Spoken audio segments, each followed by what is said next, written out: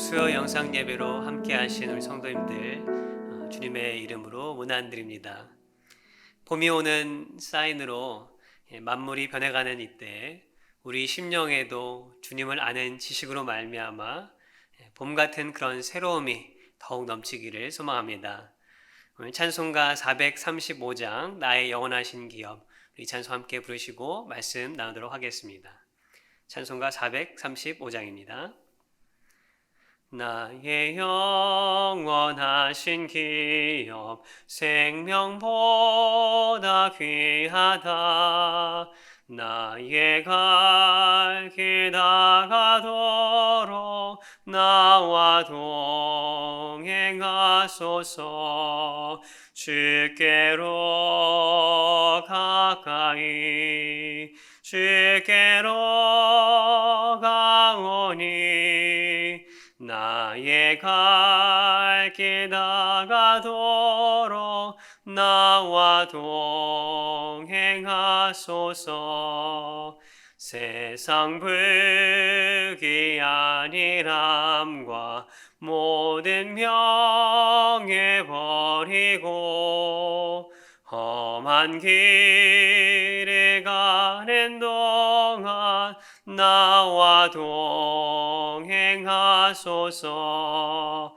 주께로 가까이 주께로 가오니 나의 갈 길 다가도록 나와 동행하소서.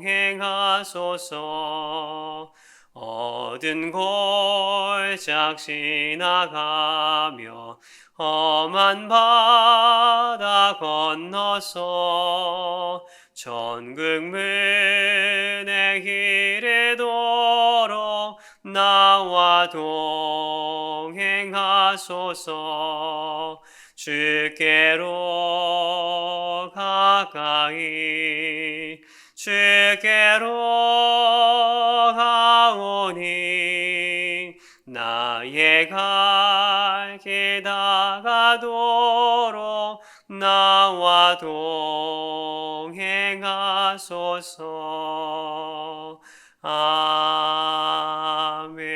아멘. 아멘. 오늘 본문 말씀은 마태복음 6장 24절부터 26절까지의 말씀이 되겠습니다. 마태복음 6장 24절부터 26절까지의 말씀입니다. 제가 읽도록 하겠습니다. 한 사람이 두 주인을 섬기지 못할 것이니 혹 이를 미워하고 저를 사랑하거나 혹 이를 중히 여기고 저를 경히 여김이라. 너희가 하나님과 재물을 겸하여 섬기지 못하느니라. 그러므로 내가 너희에게 이르노니 목숨을 위하여 무엇을 먹을까 무엇을 마실까 몸을 위하여 무엇을 입을까 염려하지 말라. 목숨이 음식보다 중하지 아니하며 몸이 의복보다 중하지 아니하냐. 공중의 새를 보라. 심지도 않고 거두지도 않고 창고에 모아들이지도 아니하되 너희 하늘 아버지께서 기르시나니 너희는 이것들보다 귀하지 아니하냐. 아멘. 산상수훈의 말씀이 어느덧 내리막길로 가고 있습니다. 우리 팔복의 말씀을 나눌 때도 이 팔복의 순서가 마치 산을 오르고 또 정상에서 내려오는 것과 같다고 말씀을 드렸습니다. 이 5장부터 7장까지 예수님의 말씀들도 그 깊이와 그 내용이 산을 오르고 내려가는 것에 비교해서 생각해 볼 수가 있습니다.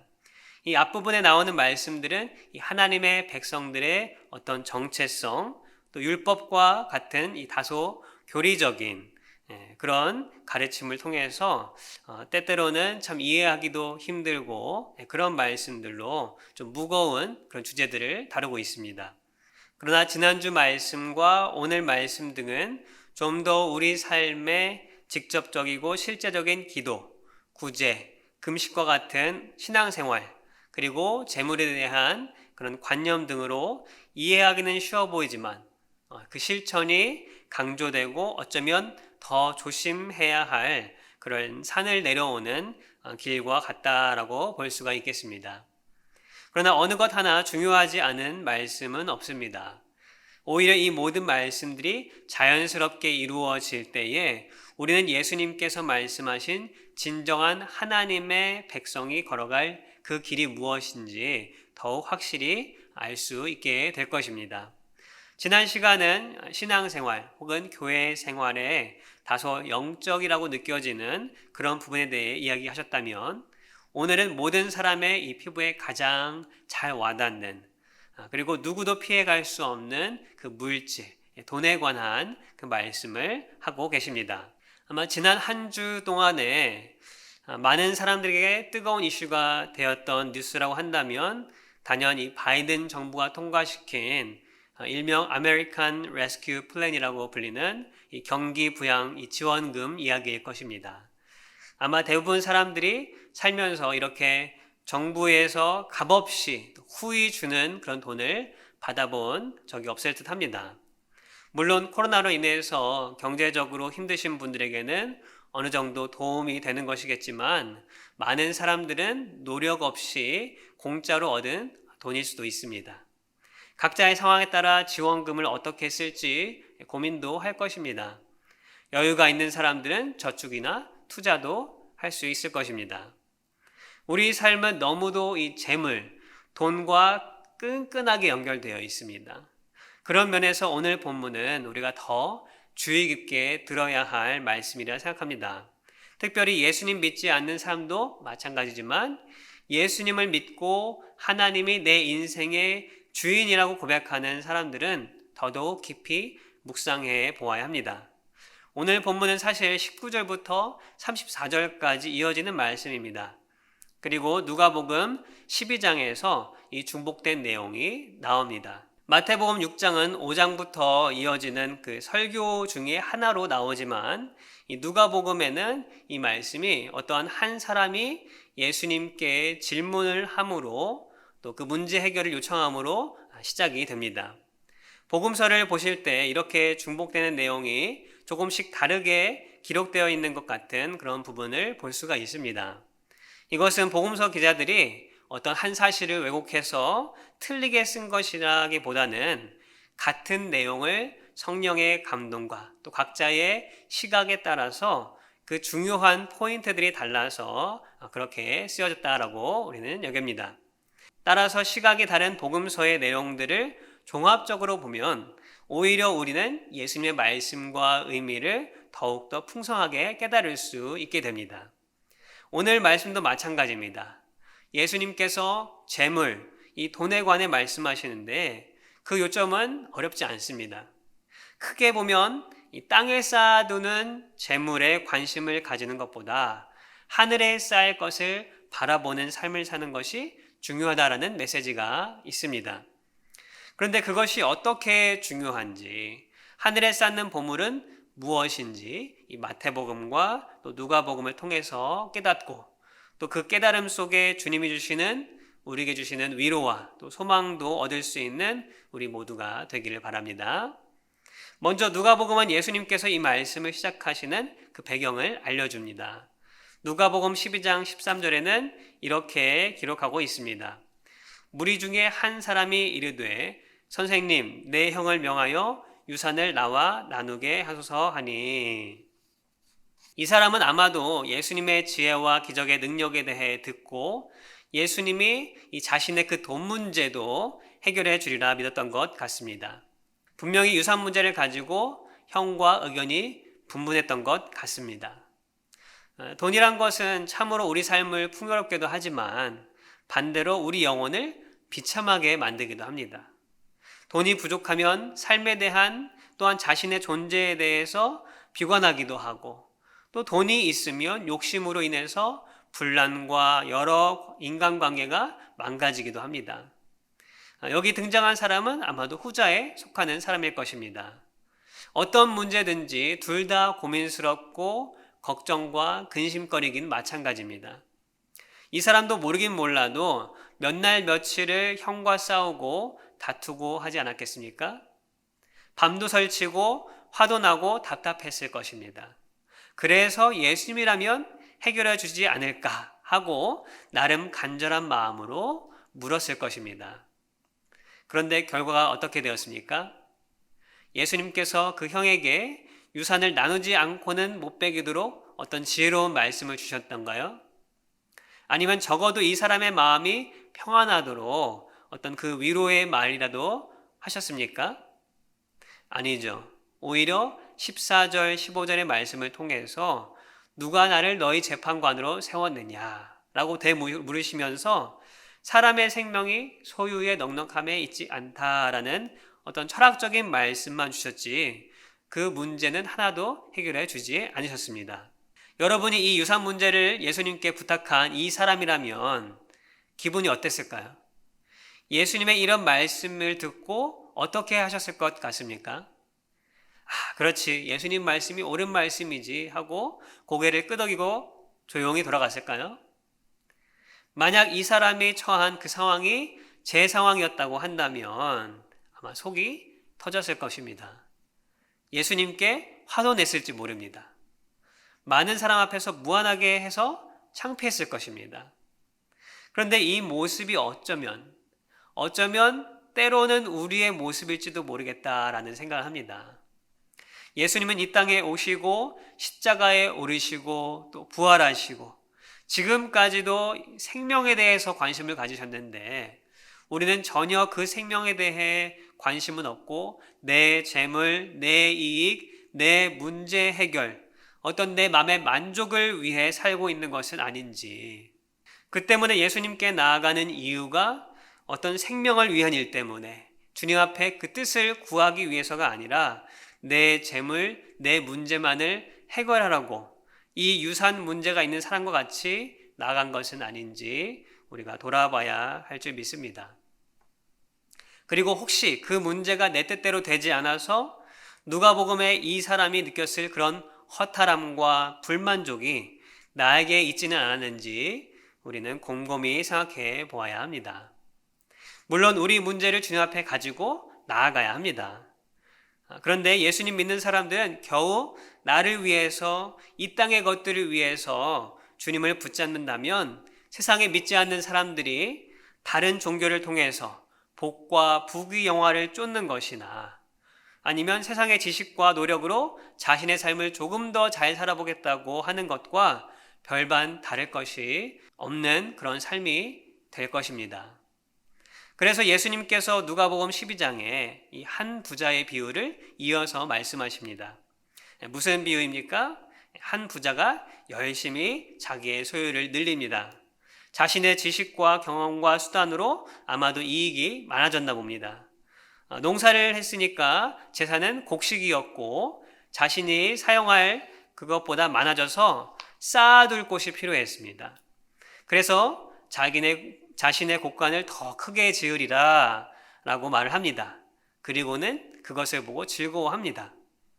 그런데 하나님 말씀이 어리석은 자여 오늘 밤에 내 영혼을 도로 찾으리니 라고 말씀하십니다.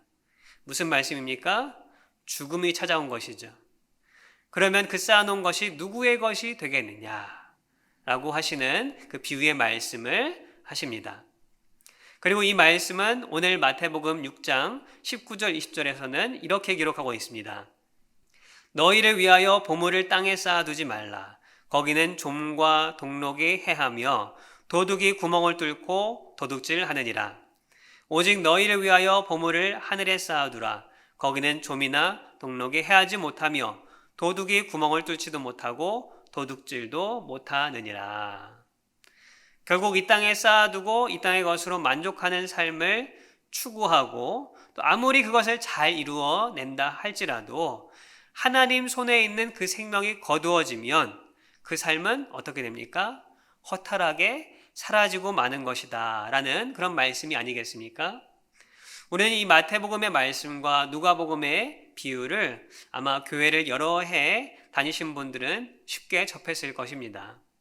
그런데 왜 우리 삶을 돌아보면 어쩌면 이 어리석은 부자와 크게 차이가 없는 것처럼 보일까요?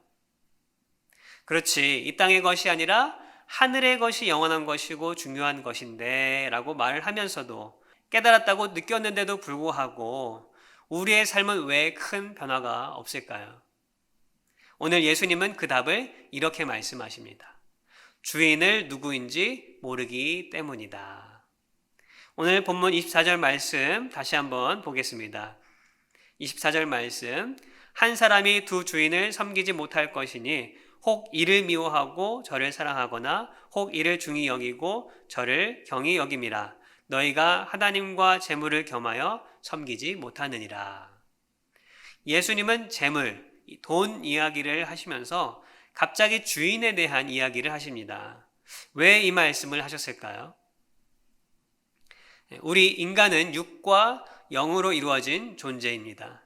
눈에 보이는 물질인 이 육체와 또 눈에 보이진 않지만 보이는 것보다 더 제한이 없고 영원한 그 영이 있습니다. 영과 육 둘 다 인간에게 중요한 것입니다. 그런데 죄로 인해 어떻게 되었습니까? 우리는 자꾸 육적인 것에 가려서 영적인 것을 보지 못하게 되어버렸습니다.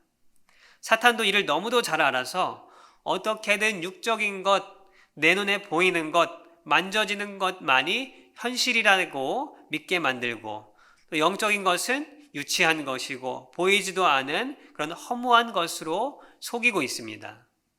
이와 마찬가지로 예수님께서 재물을 이야기하실 때에 반대로 대조해서 이야기하는 것은 생명입니다. 재물과 생명 둘 다 우리에게는 필요하고 중요한 것입니다. 그런데 우리의 삶은 어떻습니까? 이 중요성의 균형을 잡지 못하고 너무도 재물과 이 보이는 것에 치우친 것이 우리 삶의 모습이 아닙니까? 예수님은 이 균형을 잡는 것, 바로 그것이 주인을 아는 것에 달려 있다라고 말씀하시는 것입니다. 저와 성도님들의 삶의 주인은 누구입니까? 아마 제가 지금 듣지는 못해도 아시는 분들은 하나님이라고 대답하셨을 것입니다. 그러면 내 삶의 주인이 하나님이시면 내 통장에 있는 돈은 누구의 것입니까? 대답하기 곤란하십니까? 그것도 하나님 것 아니겠습니까? 예수님께서 굳이 주인, 메스터라고 하신 이유가 무엇입니까? 여기 주인이라고 쓰인 단어는 우리가 주님이라고 부르는 그 단어와 같습니다. 그런데 우리가 부르는 주님은 뭔가 친근하고 애절한 느낌이지만 사실 그 뜻은 그렇지 않습니다. 주인, 주님이란 그 헬라어 단어의 뜻은 말 그대로 주인과 종의 관계 속의 주인을 뜻합니다. 이것은 하인을 부리는 그런 어떤 명령적인 관계라기보다는 이 ownership, 소유권의 문제가 더 강하다고 볼 수가 있습니다. 즉 주인은 그 종을 소유한 사람이고 그 종의 재산 또한 주인의 것이 되는 경우가 많습니다. 그래서 종이 자녀를 낳으면 그 자녀도 주인의 소유가 되는 것입니다. 문제는 예수님께서 당연히 우리의 주인 되실 그 하나님과 동등한 위치에 무엇을 올려놓으셨습니까? 바로 재물, 돈을 올려놓으셨다는 것입니다. 우리가 재물의 종, 흔히 심하게 말하면 재물의 노예가 되었기 때문에 예수님이 말씀하시는 그 하늘의 것은 알지만 알면서도 쫓지 못하고 오히려 살아가면 살아갈수록 더욱 물질에 연연할 수밖에 없는 그런 삶을 지적하고 계신 것입니다. 예수님은 뭐라고 말씀하십니까? 두 주인을 섬기지 못한다. 이 원어에 더 가까운 표현으로 말한다면 두 주인을 섬기는 것은 불가능하다라고 말씀하십니다. 한 주인을 섬기면 다른 주인을 미워해야 한다고 말씀하십니다. 당연한 말씀 아니겠습니까? 만약에 어떤 사람이 한 회사에 취직을 했습니다. 그런데 동시에 다른 경쟁 회사에도 합격했다고 한다면 어떻게 해야겠습니까? 우연히도 일하는 시간을 조절할 수 있어서 둘 다 다닐 수 있게 되었다고 해서 두 회사에서 동시에 일을 할 수가 있을까요? 일을 할 수도 있겠지만 결국 욕심이 과한 나머지 그 사실이 발각이 되면 두 회사에서 동시에 해고당하지 않겠습니까? 하나님과 재물은 이와는 비교도 안 됩니다. 모든 만물의 주인이신 하나님과 재물을 어떻게 비교 대상으로 삼고 주인으로 섬길 수가 있겠습니까? 그런데 신기한 것은 우리는 그렇게 한다라는 것입니다. 그리고 이스라엘 백성들도 그랬습니다. 우상도 섬기고 하나님도 섬기고 그러다가 결국 하나님의 심판과 저주로 멸망했습니다. 우리는 그렇게 되지 말아야 하지 않겠습니까? 물질은 필요합니다. 또 물질로 선한 일도 할 수 있습니다. 그러나 우리는 조심해야 합니다. 하나님이 주인인지 물질이 주인인지 고민하게 될 때는 예수님께서 유산 문제를 물었던 그 사람에게 하신 말씀처럼 우리의 탐심을 물리쳐야 합니다. 어떻게 하나님이 주인인지 재물이 주인인지 알 수 있을까요? 여러분의 경우에는 어떨 때 알 수 있었던가요? 가장 기본적인 것은 헌금 생활입니다. 특별히 11조의 경우 우리는 알 수 있습니다. 어떤 목사님께서 이 성도들의 질문에 관해 답을 해주는 것을 본 적이 있습니다. 어떤 질문이 있었냐면은 자신이 퇴직하고 가지고 있던 집을 정리해서 선교지에 가서 섬기려 하는 그런 분이 있었습니다. 그런데 집을 정리하면서 시세 차익이 생겼습니다. 그래서 그 남은 차액의 11조에 해당하는 금액을 이 아내의 권사님은 당연히 11조 명목으로 현재 교회에 헌금하기를 원했고, 남편분은 그 금액으로 선교지에 후원을 하려 생각했습니다. 부부의 의견이 다르고 좁혀지지 않아서 이제 목사님께 질문을 한 것입니다. 참 난감한 질문이죠. 저에게 물어봤으면 아마 쉽게 대답하지 못했을 것입니다. 그런데 이 목사님의 대답은 이러했습니다. 둘 다 좋은 일입니다. 어떻게 해도 하나님은 좋아하실 것입니다. 그런데 11조에 해당하는 금액이라고 했으니까 11조로 교회에 헌금하시는 것이 더 좋다고 봅니다. 여기까지 들으면 아마 들으시는 분들 중에 고개를 쉽게 끄덕이지 않으시는 분들도 있을 것 같습니다. 그런데 저는 그 다음 말씀이 오늘 본문과 관련해서 참 마음에 와닿습니다. 그렇게 하는 이유는 11조는 감사하는 마음에 드리기도 하지만 그리스도인의 헌금 생활에 있어서 이것은 주님의 것입니다 라고 그런 고백으로 하나님이 주인 되심을 드러내는 것입니다 라고 말씀하셨습니다.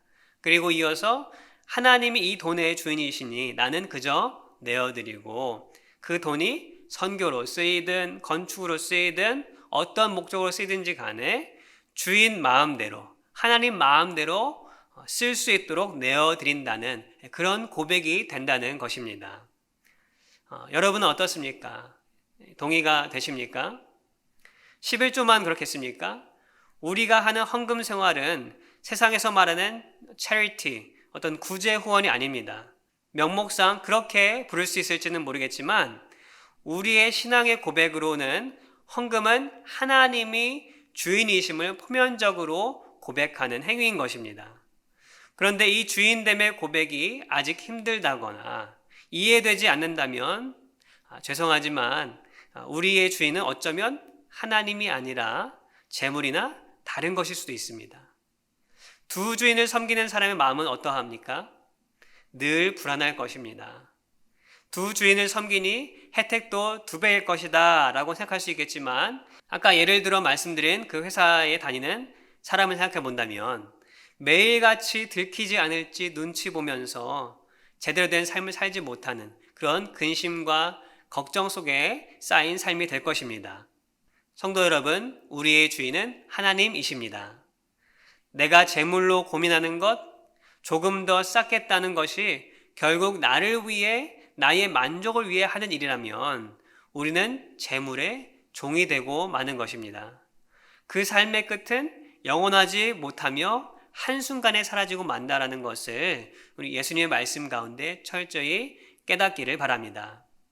참된 주인을 섬기는 자만이 그 주인의 보호와 품 안에서 진정한 자유를 누릴 수 있을 줄 믿습니다. 또한 예수님께서 재물에 관해 말씀하시면서 이러한 원론적인 말씀만 하신 것이 아니었습니다. 이 앞서 말한 내용들은 사실 가진 것이 없고 하루 살아가기 힘든 사람에게는 어쩌면 공감되지 않는 그런 내용일 수가 있습니다.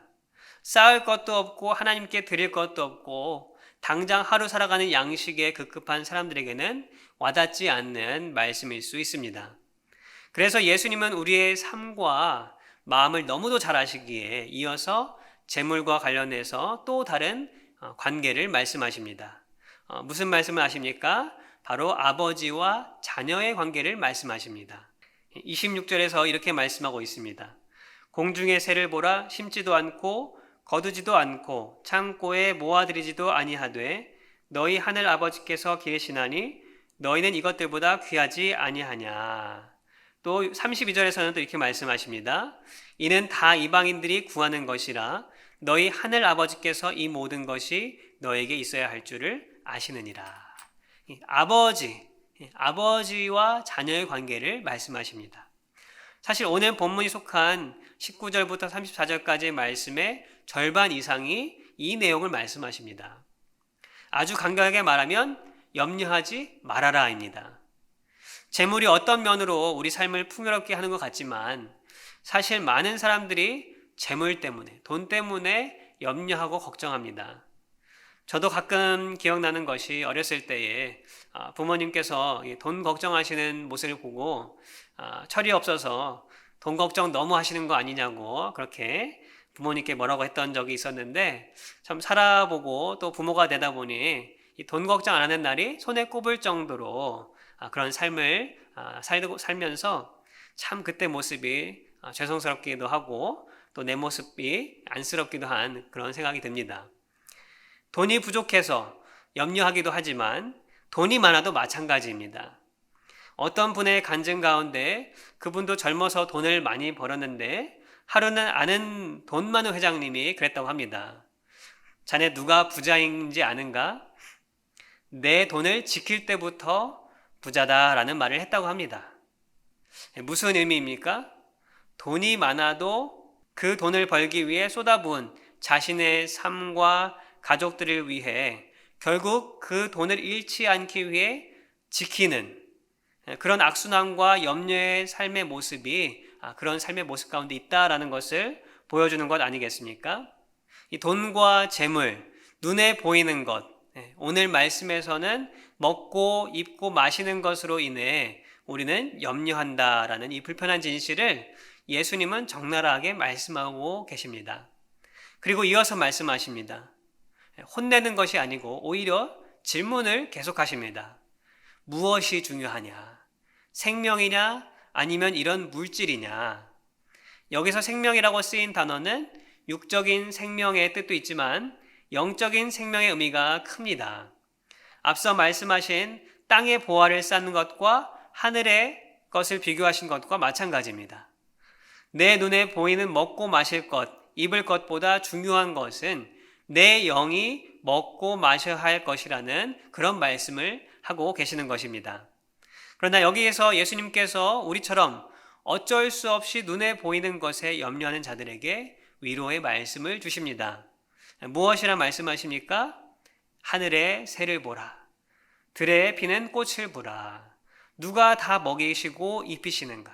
우리가 사는 이 노스캐롤라이나 지역에도 봄이 되면 참 많은 꽃들이 핍니다. 확실한 이 봄의 색이 있습니다. 교회의 넓은 뜰에도 누가 심지도 가꾸지 않아도 정말 신경 쓰지 않아도 여러 가지 들꽃이 핍니다. 제가 군대에 있을 때 눈앞에 비무장지대 DMZ가 있었습니다. 거기는 이제 아무도 못 들어가죠. 들어갔다가는 간첩으로 오해받고 지뢰 때문에 다칠 수도 있습니다.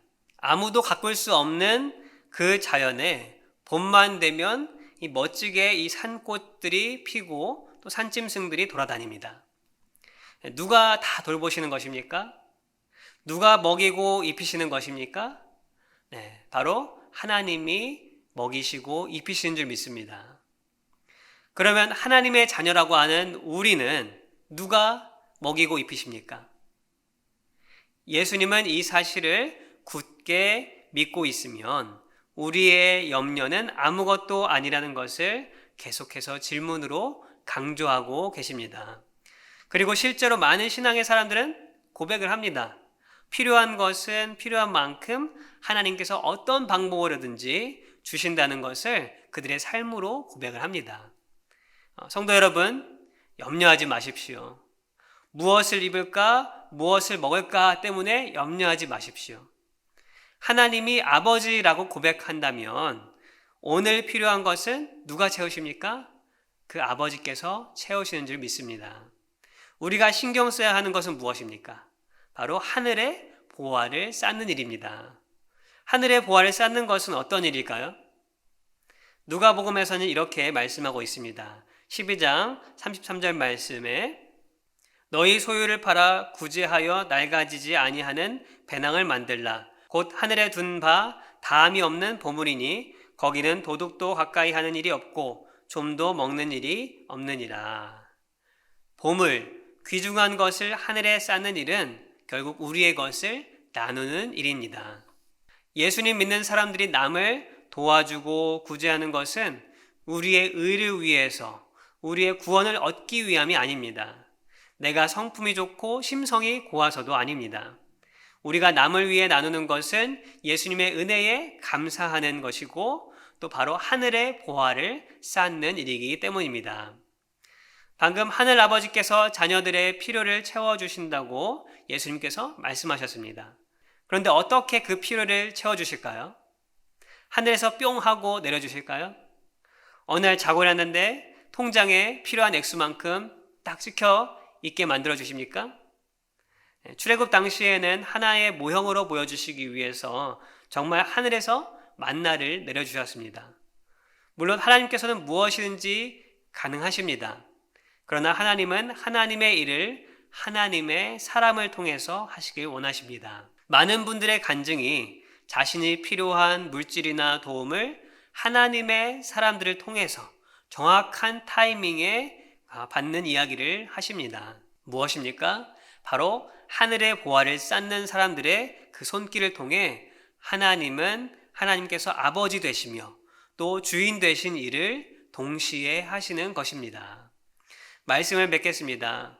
재물에 관한 말씀이라 혹시 어떻게 하면 재물을 걱정 없이 가질 수 있을까 하는 방법을 생각하셨을지도 모르겠습니다. 예수님은 그런 말씀을 하지 않으셨습니다. 오히려 누가 주인인지, 하나님이신지 재물인지 돌이켜 보아야 한다고 말씀하셨습니다. 그리고 우리의 재물로부터 오는 그런 염려는 이 하나님 아버지의 돌보심을 신실히 믿음으로 떨쳐버리라고 말씀하셨습니다.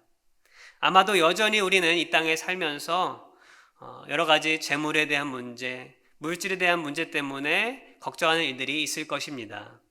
그러나 그때마다 유혹과 시련에 넘어지는 것이 아니라 그 상황을 뛰어넘는 그런 신앙으로 또 하나님께 영광 돌릴 수 있는 저와 우리 모두가 될 수 있기를 주님의 이름으로 소망합니다. 함께 기도하겠습니다. 하나님 감사합니다. 참으로 이 땅에 살면서 우리 가운데 염려하는 것이 많습니다. 그 중에도 재물, 돈에 대한 문제가 우리의 염려의 대부분을 차지하고 있습니다.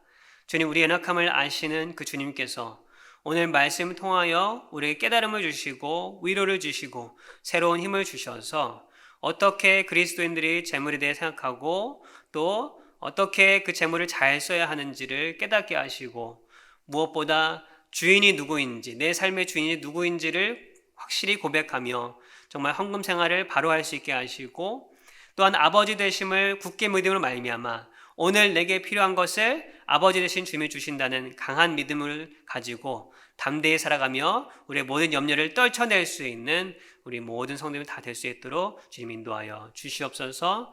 무엇보다 내 것을 나누며 내 것을 필요한 자들에게 나눔으로 말미암아 하나님의 일을 감당하고 또 하늘의 보화를 쌓는 우리 모두가 되게 하여 주시옵소서. 감사하며 예수님의 이름으로 기도하옵나이다. 아멘. 하늘에 계신 우리 아버지여, 이름이 거룩히 여김을 받으시오며 나라가 임하시오며 뜻이 하늘에서 이루어진 것 같이 땅에서도 이루어지이다. 오늘 우리에게 일용할 양식을 주시옵고 우리가 우리에게 죄 지은 자를 사하여 준 것 같이 우리 죄를 사하여 주시옵고 우리를 시험에 들게 하지 마시옵고 다만 악에서 구하시옵소서. 나라와 권세와 영광이 아버지께 영원히 있사옵나이다. 아멘.